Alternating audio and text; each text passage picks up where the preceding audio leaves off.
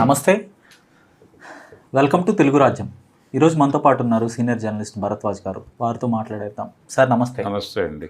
Sir 2004 to 2014 Congress హయాం, at least 2009 to అనుకోవచ్చు. 9 to 14 మధ్యలో కాంగ్రెస్ తన సొంత నేతల మీద కూడా దర్యాప్తులు జరిపింది, చాలామంది జైలుకి వెళ్ళారు. జగన్ ఒక ఎగ్జాంపుల్ అనుకోవచ్చు. రాజా, కనిమొళి జగన్ని టార్గెట్ చేశారు. కానీ కనిమొళి ఇట్లాంటి వ్యక్తులని మీద కూడా విచారణ జరిగాయి. అలా ఇప్పుడు కనిమొళి గొడవ, రాజా గొడవ, ఇది 2G spectrum case. 2G spectrum కేసుకు సంబంధించి ప్రోబ్ జరిగి పేపర్లో వచ్చిన తర్వాత కదా చర్యలు తీసుకుంది. హిందూలో వచ్చినటువంటి కథనాల ఆధారంగా కదా ఆ రోజున వాళ్ళని బయటికి పంపి వాళ్ళ మీద కేసులు నడపక తప్పని పరిస్థితి వచ్చిన తర్వాతే వాళ్ళు చర్యలు తీసుకున్నారంట. అంతే తప్ప వీళ్ళేం ముందు ప్రోబ్ చేసిందేం కాదుగా. ప్రపంచానికి మొత్తం అంటే హిందూలో బ్లాస్ట్ అయింది, ఇమ్మీడియట్గా మొత్తం ప్రపంచం అంతా దాని మీద దృష్టి పెట్టారు. ఇప్పుడు అది మాత్రమే ఏమిటి, సన్ నెట్వర్క్ ఆఫీస్కి ఆ రోజుల్లో మొత్తం బిఎస్ఎన్ఎల్ ఇంటర్నెట్ లింక్స్ అన్నీ అక్కడికి ఇచ్చి వాళ్ళు ఉచితంగా ఇంటర్నెట్ వాడేసుకుంటున్నారు అనేది కూడా అప్పుడే కదా బయటకు వచ్చింది, ఆ తవ్వకాల్లోనే. కానీ మారన్ గారి మీద కేసు అదే కదా. కానీ వాళ్ళ మీద పెట్టిన కేసులన్నీ కూడా ఇప్పుడైతే వీగిపోయినాయి కదా సార్. సుప్రీంకోర్టు వీగిపోతాయా లేదా అనేది కోర్టులు కూడా. ఇప్పుడు ఇవన్నీ ఇప్పుడు కాళేశ్వరం కేసు ఉంది, అది నిలబడుతుందా లేదా అనేది ఎవరు చెప్పగలరు. కానీ డ్రాగ్ చేస్తారు. ఇప్పుడు జగన్ మీద ఎందుకు ఇంతకాలం సస్టైన్ చేసి నడుపుతున్నారు? కంట్రోల్ చేయడానికి అనుకోవాలా, అంతే. లేని పక్షంలో ఈ కేసులు వీగిపోయాయి కోర్టుల్లో. ఇప్పుడు జగన్ మీద ఉన్న కేసులు ఏమిటి అనేది చిన్నపిల్లవాడికి కూడా ఏ కేసులోనూ అతన్ని శిక్షలు పడే పరిస్థితి ఉండదు. ఓకే, ఎందుకంటే అది ఆ క్రైమ్ జరిగింది ఎక్కడి నుంచి, సెక్రటేరియట్ నుంచి. సెక్రటేరియట్లో ఏ రోజున ఇతను అపీర్ అయినట్టుగా సాక్ష్యాధారాలు లేవు, ఎక్కడ ఈయన ఇంటర్ఫీరెన్స్ లేదు ఎవరి దగ్గర. కానీ ముఖ్యమంత్రి కుమారుడు కదా, అప్పుడు ఆయన అట్లా చట్టం ఇన్ఫర్ చేసుకోలేదంటారా? డైరెక్ట్ ఎక్కడ ఏ కంపెనీలో అయితే వాళ్ళు పెట్టుబడులు పెట్టారో ఆ కంపెనీ ఫ్లోట్ అయింది ఎక్కడి నుంచి, ఇందిరా టెలివిజన్ నెట్వర్క్ అనే పేరుతో ఉంది అది. దానిలోకి కొన్ని పెట్టుబడులు వెళ్ళినాయి, పేపర్లోకి కొన్ని అది కూడా వాళ్ళ దీంతోనే ఉంది. వాళ్ళ ఆశీర్వాదంతో మొదలైన కార్యక్రమమే అది. కాంగ్రెస్ అధిష్టానం ఆశీర్వాదంతో మొదలైన కార్యక్రమమే. అయితే అది చెయ్యాలి అని ఆయన అనుకున్నాడు ముందే. ఇలాంటి వ్యవస్థ ఒకటి ఏర్పాటు చేసుకొని ఉండటం మంచిది అని అనుకున్నాడు వైఎస్. అనుకునే ఈ కార్యక్రమాల వైపు ఫోకస్ చేశాడు. చేసి కుమారుణ్ణి దానిలో కొంత ముందుకు నడిపాడు, అది నిజం. అలాగే కుమార్తెను కూడా అటువైపు డ్రైవ్ చేద్దామని ట్రై చేశాడు ఆయన. ఈ కార్యక్రమంలో భాగంగానే వాళ్ళు భారతీయ సిమెంట్స్లోకి వచ్చిన పెట్టుబడులు కావచ్చు, లేకపోతే బయట వీళ్ళకి రకరకాల కంపెనీల్లో వీళ్ళకి ఇచ్చినటువంటి షేర్ అలాట్మెంట్స్ కావచ్చు. ఇప్పుడు ఆ షేర్ అలాట్మెంట్స్ గురించే కదా ఆవిడ గొడవ, షర్మిల గారి గొడవ, విజయమ్మ గారి గొడవ, అది సెబీ దాకా పోయి కొట్టుకున్నారు కదా మొన్నే. అందుకని ఆ అలాట్మెంట్స్ రావడానికి కారణం కూడా అధికార దుర్వినియోగమే అనేది ఎస్టాబ్లిష్ చేశారు. కానీ ఇక్కడ ఇది చెయ్యని వాళ్ళు ఎవరు, ఇది జరగనిది ఎవరికి అనే దాని మీద కదా ఒక డిబేట్ జరపాల్సింది. ఆ రోజున ఓకే మేము గో విత్ ఫ్లో వెళ్ళాం. 2004 నుంచి మా పరిపాలన నడిచింది. ఎప్పటి వరకు 2009 వరకే కాన్షియస్గా, 5 ఏళ్ళే. ఆ తర్వాత 5 ఏళ్ళు ఎవరి ఆధ్వర్యంలో నడిచింది? ఎంతమంది ఉన్నారు? రోసయ్య గారు ఉన్నాడు, కిరణ్ కుమార్ రెడ్డి గారు ఉన్నాడు కదా. కిరణ్ కుమార్ రెడ్డి గారు చివరి రోజుల్లో జంప్ అయిపోవడానికి రీజన్ ఏమిటి? ఆయన కొత్త పార్టీ పెట్టాడు, కాంగ్రెస్తో లేడు, పార్టీ పెట్టాడు కదా. ఎందుకు పెట్టాడు? పార్టీ నిధులన్నీ ఆయనతో వెళ్ళిపోయిన మాట నిజం కాదా? ఆ రోజున ఎన్నికలకు వెళ్ళటానికి 2014 ఎలక్షన్లో అభ్యర్థులకి ఇవ్వటానికి కానీ తిరగటానికి కానీ కాంగ్రెస్ పార్టీ, ఏపీ కాంగ్రెస్ దగ్గర డబ్బులు లేకుండా పోయాయి. ఎందుకు పోయాయి? చిరంజీవి గారు ఎందుకు చిరాకు పడేవాడు? ఓకే, ఆ ఫండ్స్ని మొత్తాన్ని డైవర్ట్ చేసుకున్నారా సార్ ఆ పార్టీకి? ఓకే, ఎన్ని అంటే అది ఎలా అంటే ఎలా పాసిబుల్ అయింది ఆయనకి? ఆయన సీఎంగా ఉన్నాడు, ఆయన కంట్రోల్లో ఉన్నాయి నిధులు. ఓకే, పార్టీ నిధులు. అవి రకరకాల రూపాల్లో ఉంటాయి. ఓకే. ఆయన అటు జంప్ అవగానే టక్మని నాకేం తెలుసు అన్నాడు ఆయన. ఓకే. అంతే, సింపుల్. ఓకే. ఇప్పుడు ఆయన ఇక్కడ ఉంటే దానికి సంబంధించి ఒక బ్యాచ్ ఉంటుంది, అది లేకుండా ఆయన కాంట్రాక్ట్ తెంపేసుకుని వెళ్ళిపోయాడు. ఆయనకు అర్థమైపోయింది సీన్. రాష్ట్ర విభజన జరిగిన తర్వాత ఏపీలో దీని ఉనికి ఉండదు అనేది ఆయనకి స్పష్టమైపోయింది. వాళ్ళ లెక్క వేరు. వాళ్ళు జగన్ గెలిచేస్తాడు అనుకున్నారు. జగన్ అక్కడ గెలుస్తాడు, ఇక్కడ కాంగ్రెసో కేసీఆరో గెలుస్తాడు. జగన్ని తిరిగి దువ్వి కంట్రోల్లోకి తీసుకుంటే ఆ సీట్లు ఇక్కడ వాళ్ళు కేసీఆర్ అంతకుముందు వెళ్ళి గ్రూప్ ఫోటో దిగొచ్చాడు కదా కుటుంబంతో. ఆ ఇంప్రెషన్లో అతను ఈ రెండు మన కంట్రోల్లోనే ఉండేవే, సో 42కి 42 మన కంట్రోల్లోనే ఉంటాయనే భ్రమకి గురయ్యారు. గురై కదా అడుగు ముందుకేసింది. అహ్మద్ పటేల్ లాంటి జ్ఞానులు చెప్పడం వలన ఒక అడుగు ముందుకేశారు సోనియా గాంధీ గారు అని కదా ప్రపంచం ముందు ఉన్నటువంటి నెరేటివ్. ఆ ప్రకారం అతని ఇంటెలిజెన్స్లో అతనికి ఒక నివేదిక ఉంది, కిరణ్ కుమార్ రెడ్డికి. కాన్షియస్గా సంచి సర్దాడు, వెళ్ళిపోయాడు. ఆ పార్టీ ఏదో సాధిస్తుందని, ఆయనకి ఏమీ సాధించదనే విషయం స్పష్టంగా తెలుసు ఆయనకి. అయినప్పటికీ ఇక్కడి నుంచి ఈ పద్ధతిలో వెళ్ళిపోతే ఇవన్నీ పక్కకెళ్ళిపోతాయి. ఇప్పుడు ఆ పార్టీ గురించి ఎవరైనా మాట్లాడుతున్నారా? లేదు కదా. మరి ఆ రోజున ఆయనతో వెళ్ళిపోయినటువంటి నిధులు ఏవైనా ఎవరైనా మాట్లాడుతున్నారా? లేదు కదా. ఆ రోజున పనిచేసినటువంటి, ఆ రోజున ఈ తలకాయ నొప్పులన్నీ భరించిన వాళ్ళు 3 ఉన్నారు.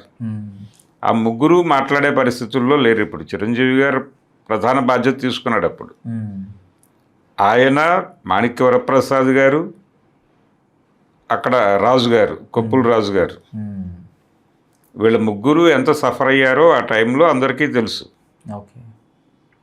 ఎందుకు సఫర్ అయ్యారు? ఆయన పట్టుకెళ్ళిపోయాడు అంతా. ఇక్కడ ఏ పని చేయాలన్నా చిరంజీవి గారే చొరవ చేయాల్సిన పరిస్థితి వచ్చింది అప్పుడు, అనివార్యత. అందుకని ఆ ఎన్నికల ప్రచారం అంతా ఆయన చాలా చిరాగ్గా కనిపిస్తాడు. మీరు అప్పటి వీడియోలు చూస్తే అంటే ప్రతిదీ ఆయనకే చుట్టేసేవాళ్ళు వీళ్ళిద్దరూ. ఆయనకి ఏం చేయాలి? మొహమాటం. సరే కానివ్వండి, ఎంత ఈ పద్ధతే నడిచింది. కాబట్టి రాజకీయ అవినీతి అనేది ప్రస్తుతం రకరకాల రూపాల్లో విస్తరించి ఉంది. ఇప్పుడు జగన్ గనక ఎదురుదాడికి దిగితే, నేను అదే మొత్తుకునేది, ఈ కేసులు అని పదే మాట్లాడతారు. వీళ్ళు చేసింది అక్రమాలే. వీళ్ళ మీద కేసులు పెట్టలేదు కాబట్టి వీళ్ళందరూ పురాణ పురుషుల్లాగా ఫోజులు వేస్తున్నారు. వీళ్ళని తవ్వితే, చంద్రబాబు గారిని తవ్వితే చాలా బయటపడుతుంది. డే వన్ నుంచి ఆంధ్రప్రదేశ్లో పవర్ సెక్టార్లో ఈ రకరకాల వీటికి పర్మిషన్లు ఇచ్చిన దగ్గర నుంచి మొదలుపెట్టి, పవర్ ప్లాంట్లకు పర్మిషన్లు ఇవ్వటం దగ్గర నుంచి, ఆ పవర్ కొనుగోలు చేయటం, కొనుగోలుకు సంబంధించిన రేట్ల డిజైనింగు, అక్కడి నుంచి మొదలుపెట్టి ప్రోబ్ చేస్తే చాలా దొరుకుతాడు ఆయన. అది లేక కదా, అంటే కేంద్రంతో ఎలా ఉండాలో అలా ఉండి ఆ ప్రమాదం రాకుండా చూసుకున్నాడు. ఇప్పుడు జగన్ గారి మీద ప్రపంచానికి ఉన్నటువంటి కోపం ఏంటంటే, ఆ రోజున ఆయన హీరో. ఎప్పుడు ఈ ప్రమాదం జరుగుతుందని తెలిసి సోనియా గాంధీకి వెళ్ళాడు కదా. ఇప్పుడు ఎందుకు మోడీ వచ్చిన దగ్గర నుంచి ఎందుకు కంట్రోల్ అవుతున్నాడు? అంటే కాంగ్రెస్కి ఎదురెళ్తే ఒక షెల్టర్ అయితే బీజేపీ ఉంది, అంటే అట్లీస్ట్ వాళ్ళతో కలవపోయినా కూడా ఏదో రకంగా మద్దతు దొరుకుతుంది అనేది నాడు ఆయన భావించి ఉండొచ్చు. అంటే ఇప్పుడు బీజేపీతో కూడా తెగదెంపులు చేసుకుని ఉంటే ఇంకొక ఆల్టర్నేటివ్ లేదు కదా, కాంగ్రెస్తో ఆల్రెడీ మనం ఘర్షణ పడున్నాము అనేది ఒక ఆలోచన అయింది అని అనుకుంటోంది ప్రపంచం, సర్దుకుంటోంది. అలాగని ఇప్పుడు ఆ రోజున ఏ ఉద్దేశం, అప్పుడు బీజేపీ షెల్టర్ ఏమి ఇవ్వాలి ఆయనకి. ఎందుకు సార్ సుష్మా స్వరాజ్ లాంటి వ్యక్తులు మాట్లాడారు కదా పార్లమెంట్లో జగన్కి మద్దతుగా, జగన్ మీద కక్ష సాధింపు మాట్లాడిన తర్వాత తెలంగాణ ఇష్యూ జరిగినప్పుడు ఈయన పార్లమెంట్లో తెలంగాణ ఆవిర్భావాన్ని సమైక్యాంధ్ర నినాదం వినిపించాడుగా జగన్ కూడా. వినిపించిన తర్వాత కదా వాళ్ళు తెలంగాణ అంది. సుష్మా స్వరాజ్ గారే అన్నారు ఆ మాట. అంటే రెండింటిని వేరువేరుగా చూడాలి కదా సార్, జగన్కి మద్దతు ఇవ్వటం తర్వాత రాష్ట్ర విభజన. అలా ఉండదండి. అక్కడ కాంగ్రెస్ అతని మీద దాడి చేస్తుంది, కాంగ్రెస్ తన బిడ్డల్ని తానే తినేస్తుంది అని చెప్పడం కోసం జగన్ గురించి ప్రస్తావించింది ఆవిడ. ఆ రెండో చోటకు వచ్చేసరికి జగన్ నినాదం పట్ల ఆవిడకి వ్యతిరేకత ఉంది, సుష్మా స్వరాజ్ గారికి. కనుక ఆ రోజున వాళ్ళు ఇచ్చిన షెల్టర్ ఏం లేదు, ఇతని బలం మీద ఇతను నిలబడ్డాడు అంతే. ఇతని బలం కావచ్చు, వైఎస్ ఇమేజ్ కావచ్చు, దాని మీద నడిచింది కథ. ఇప్పుడు ఎందుకు తగ్గాలి, ఆ రోజున మాట్లాడినట్టే ఇప్పుడు కూడా మాట్లాడవచ్చు కదా అనే అభిప్రాయం అంటే వైఎస్ పాత అభిమానుల్లో ఉంది ఇది. ఓకే కానీ ఇప్పుడు టీడీపీ కనుక బీజేపీ అలౌ చేస్తే టీడీపీ జగన్ని జైలుకి పంపించగలదు, కానీ బీజేపీ అలౌ చేయట్లేదు. బీజేపీ ఏదో రకంగా మా జగన్ను కాపాడుతుంది అనేది ఒక వాదన ఉంది. ఇప్పుడు నిన్న ఈడీ రైడ్స్ జరిగింది వాళ్ళ ఆధ్వర్యంలోనే కదా. ఓకే, అంటే నేతల మీద జరగటం వేరు, జగన్ మీద జరగటం వేరు అనేది ఒక కోణం కదా సార్. జగన్ అరెస్టు వాళ్ళు కోరుకున్న క్షణంలోనే చంద్రబాబు గారు చెప్పాడు కదా స్పష్టంగా, వద్దొద్దు అది అనవసరంగా అతన్ని మళ్ళీ తీసుకొచ్చి పెడతారా పీఠం మీద అని అన్నాడు ఆయన ఓపెన్ గానే. ఓకే, చంద్రబాబు కూడా ఆచితూచి వ్యవహరిస్తున్నారంటే ఆయన జైలుకి పంపించకూడదు, అదే సేఫ్ మనకి. నాయకుల్ని కొంత కన్ఫ్యూజ్ చేయటము, రెండోది కేంద్ర అండ లేదు, ఢిల్లీ దేవుడి అండ వైఎస్ జగన్కి లేదు అనేది ఎస్టాబ్లిష్ చేయటం కోసం పడుతున్న తెప్పలు ఇవి. అంతే తప్ప ఈయన ఏదో జగన్ అరెస్ట్ చేయించేస్తాడు లేకపోతే అది రూయిన్ చేసేస్తాడు, ఇవన్నీ తప్పు. చంద్రబాబు గారికి తెలుసు స్పష్టంగా, ఆయన పొలిటికల్ గేమ్ ఆడుతున్నాడు ఆయన. ఆంధ్రప్రదేశ్లో సంక్షేమం అనేది దాదాపుగా కొడిగట్టిన దీపమే, వాళ్ళకి అర్థం కావట్లా. అంటే ఇప్పుడు పొలిటికల్గా రకరకాలుగా తినేస్తున్నారు అక్కడ. అంటే తల్లికి వందనం ఇప్పుడు వాళ్ళు ఎంతమందికి ఇవ్వాలో అంతమందికి ఇచ్చారు, ఇంట్లో ఎంతమంది బిడ్డలుంటే జగన్ ఒకళ్ళకే ఇచ్చాడు అనేది వాళ్ళు ముందుకు తీసుకొస్తున్న వాదన అదొకటి. తర్వాత పింఛన్లు కూడా ఒకేసారి 4,000 చేయటం, వాళ్ళకంటూ కొన్ని లెక్కలు కూడా వాళ్ళు కూడా చెప్తున్నారు కదా. చెప్తున్నారు కానీ ఇప్పుడు చాలా వాళ్ళల్లో ఒక అంతర్మథనం ఉంది. ఇప్పుడు కొన్ని జరగటం లేదు. ఇప్పుడు దళిత బంధు ఉంది, దళిత బంధు అనగానే బీసీ బంధు, కాపు నేస్తం, కమ్మ నేస్తం, బ్రాహ్మణ నేస్తం. జగన్ హయాంలో మరిన్ని పథకాలు, ఆసరా కానీ వైఎస్ఆర్ ఆసరా. ఇప్పుడు ఎప్పుడైతే మీరు కాస్ట్ బేసిస్లో వెళ్ళారో, భారతదేశం కుల సమాజం కాబట్టి ఖచ్చితంగా ప్రతి కులం నుంచి ఒక ఇది ఉంటుంది, ఒక డిమాండ్. నువ్వు ఎప్పుడైతే కార్పొరేషన్లు పెట్టేసావో, గతంలో లేదు ఈ గొడవ, ఇందిరాగాంధీ గారి రోజుల్లో ఈ గొడవ లేదు, కానీ ఇప్పుడు మొదలైంది. ఇప్పుడు మీరు అన్ని కులాలకి కార్పొరేషన్లు పెట్టాక ఏ సంక్షేమమైనా సరే వీళ్ళందరినీ సంతృప్తి పరచాలి. ఆ రోజుల్లో సంక్షేమం 2-3 పాకెట్స్ని సంతృప్తి పరిస్తే సరిపోతుంది. ఇప్పుడు అది కాదు, సంక్షేమం అనే మాట వచ్చాక మాకేమిటి అంటున్నారు ప్రతి ఒక్కళ్ళు. ఈ పరిస్థితిలో ఇది బర్డన్గా మారిపోయింది చంద్రబాబుకే. వీటిని ఎలా స్ట్రీమ్ లైన్ చేయాలి, వీటిని ఎలా కుదించాలి, ఇమేజ్ డ్యామేజ్ కాకుండా ఈ భారాన్ని ఎలా తగ్గించుకోవాలని ఆయన మేధోమథనం నడుపుతున్నాడు రోజు అక్కడ ఏపీలో. ఏదో ఒక విధంగా నన్ను దీనిలో నుంచి బయటేయండి అని అడుగుతున్నాడు. అదొక పంచాయతీ నడుస్తోంది అక్కడ, నడుస్తోంది. ఈ నడుస్తున్నటువంటి ప్రాసెస్లోనే జగన్ కంటే మేము బెటర్గా ఇస్తున్నాము అనేది కూడా ఎస్టాబ్లిష్ కావాలి. కానీ జనంలో ఆ ఫీలింగ్ లేదు. అందుకని దీన్ని ఎలా మేనేజ్ చేయాలి అంటే కార్పొరేషన్లు పెంచుకుంటూ వెళ్ళటం వలన జరిగినటువంటి ఇబ్బంది.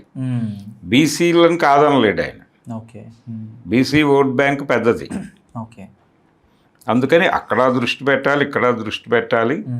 కాన్షియస్గా ఇది ఇక్కడ దళితులకి మాత్రమే సంక్షేమము, మిగిలిన వాళ్ళు ఎవరికి ఏ రకమైనటువంటి ఇది ఉండదు. మీరు పరుగు పందెం వ్యవస్థలో పాల్గొని మీ సంపదని మీరే సృష్టించుకోండి అని చెప్పే పరిస్థితిలో లేడు ఆయన. ఓకే. ఈ మాట బయట నుంచి రావాలని ట్రై చేస్తున్నాడు. ఓకే సార్, ఇప్పుడు అప్పులు కంపేర్ చేసుకున్నా కూడా వైసీపీ హయాంలో 5 ఏళ్లలో చేసిన అప్పుల కన్నా వీళ్ళు 2 ఏళ్లలోనే దాన్ని క్రాస్ చేశారని చెప్తున్నారు, ప్రతిపక్షాలు చెప్తున్నాయి. కొంత దానికి సంబంధించి అది నెట్లో అవును అవైలబుల్ డేటా కదా. అవును, అవైలబుల్ డేటానే.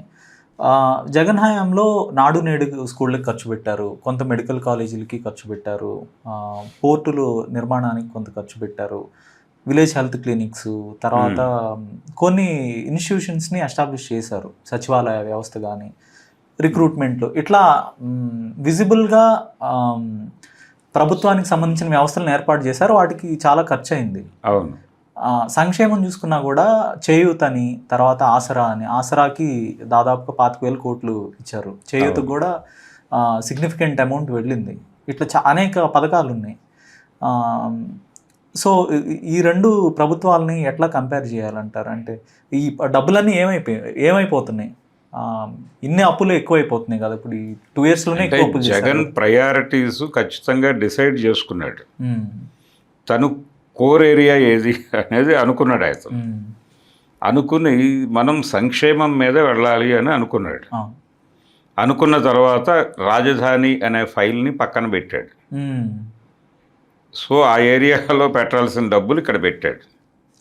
వీళ్ళు రాజధాని అనే పేరుతోనే సినిమా నడిపారు కాబట్టి అక్కడ ఏదో ఒక డ్రామా నడపాలి.